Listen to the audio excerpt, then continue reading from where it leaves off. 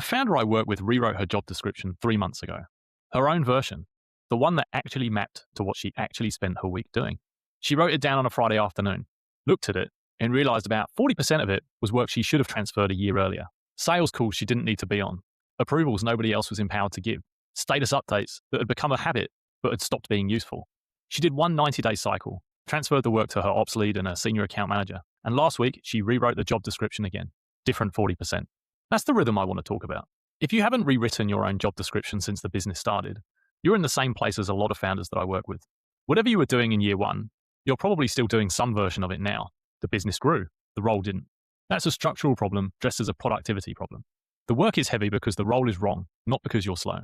Cameron Herold has a great line about this.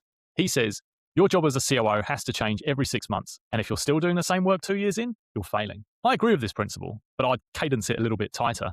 6 months is too slow at the stage that my clients are at. 1 to 15 million in revenue, founders still doing operator work, role drift compounding every quarter. In that band, the right cadence is 90 days. Same as your rocks. If your priorities reset every 90 days, your role should reset with them. Here's the discipline. Every 90 days before you set the next quarter's rocks, you write out what you actually did in the last 90. The real list. The work that took your hours. The meetings you actually sat in. The decisions that you actually went through. Calls, meetings, decisions, approvals, work, follow-ups. Then you sort it into 3 columns. Work that only you can do. Work that you've been doing because nobody else has been built up to do it. And work you're doing out of habit.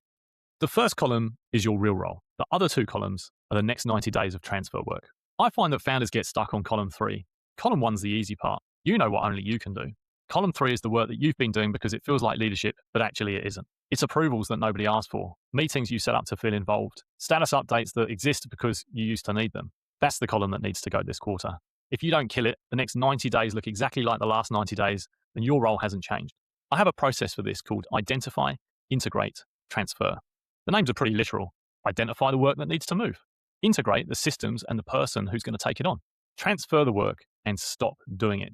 The mistake founders make is they identify and transfer, but they skip integrate. They tell someone they own the work now, and then they watch it fall over. The integrate phase is where you build the visibility, the rhythm, decision rights, and the support around the person taking the work on. It's the slowest part. It's also the part that determines whether the transfer actually holds.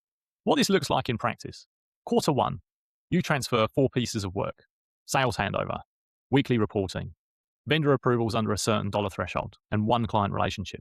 Quarter 2, you transfer 4 more. Hiring decisions for non-leadership roles, the marketing approvals, the operations check-in cadence, the financial dashboard ownership. Quarter 3, the work that's left is genuinely yours, strategy, key relationships, and 2 or 3 decisions only you can make. Quarter 4, you find new work to transfer because the role keeps evolving. The seat you sat in this year isn't the seat that you'll sit in next year. This is also how you spot the operator in your business. Watch what work flows up to them naturally. The right operator pulls work towards themselves. They take ownership of the column 2 work before you ask them to. They surface decisions they could be making and ask for the authority to make them.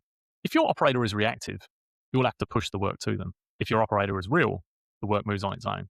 The Chewbacca role that I sometimes talk about, the operator who carries the weight while the founder navigates, only works if the operator is actively pulling the work off the founder's plate. If you're pushing it down and they're pushing back, you have the wrong person in the seat or the wrong amount of authority around the role. Recent example. A founder I work with had a senior account manager doing strong delivery work for 2 years, quietly competent, never overstepped, did the job. 3 months ago, we rewrote her role, pushed her to take on things that the founder had been holding, client onboarding decisions, revenue forecasting, the internal cadence with the rest of the team. But she didn't blink. She had been ready for that work for over a year. She had the capacity. The founder just hadn't pushed the work up to her.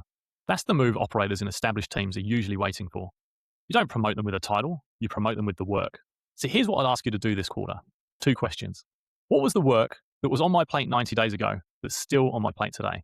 What's on my plate today that should be on someone else's plate 90 days from now? Write down those answers. Then look at the column 3, the work that you're doing out of habit. That's the transfer list. That's the 90 days. If your job description hasn't changed in 12 months, the business isn't actually growing the way you think it is. It's getting heavier. What did you do last quarter that someone else should be doing this quarter? See you in the next one.